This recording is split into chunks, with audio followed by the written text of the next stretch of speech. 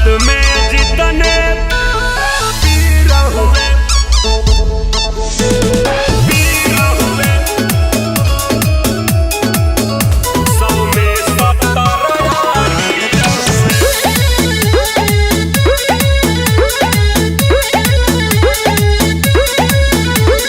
जलवा है जिनका जाने जहान हो, देश की आजादी बद दे दिए जान हो।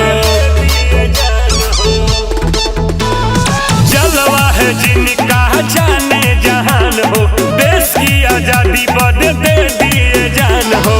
यादू वंश के वंश में योद्धा, यादू वंश के वंश में योद्धा, एक एक शूरवीर हुए।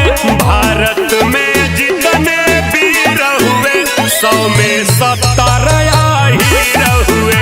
भारत में जितने वीर हुए, 100 में 70 हीर हुए।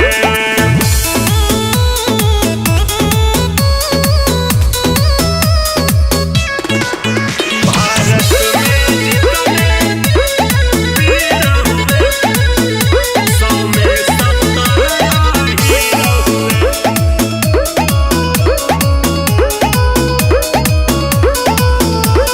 प्रण करके जब रण में जाते, जाते ही छक्का छुड़ाते हैं। आन पे जान कुर्बान करके जौहर अपना दिखाते हैं, जौहर अपना दिखाते हैं।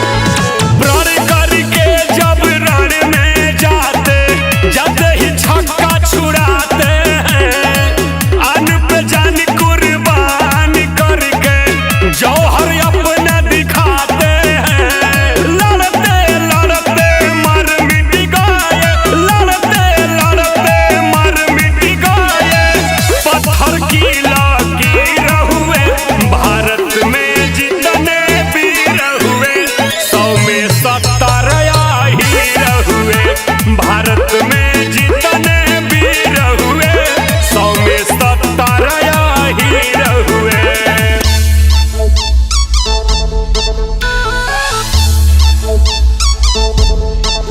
भारत में जितने वीर हुए, 100 में 70 हीर हुए।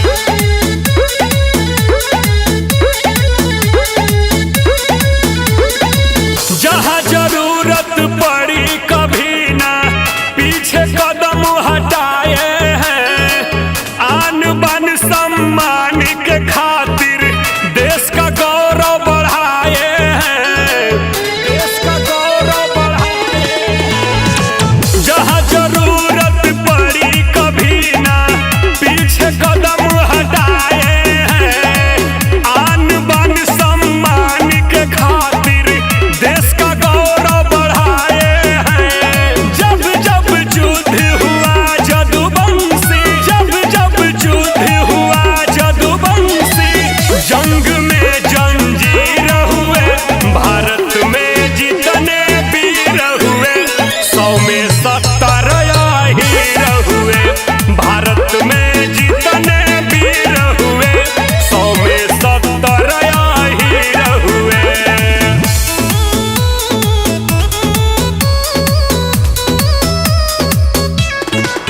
भारत में जितने वीर हुए, 100 में 70 हीर हुए।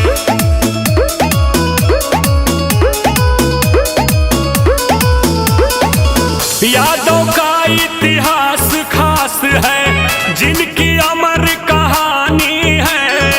समाज सेवा, सच्ची सेवा, सच्चे हिंदुस्तानी है, सच्चे हिंदुस्तानी है। यादों का इतिहास खास है, जिनकी अमर कहानी है। समाज सेवा, सच्ची सेवा, सच्चे हिंदुस्तानी है। एक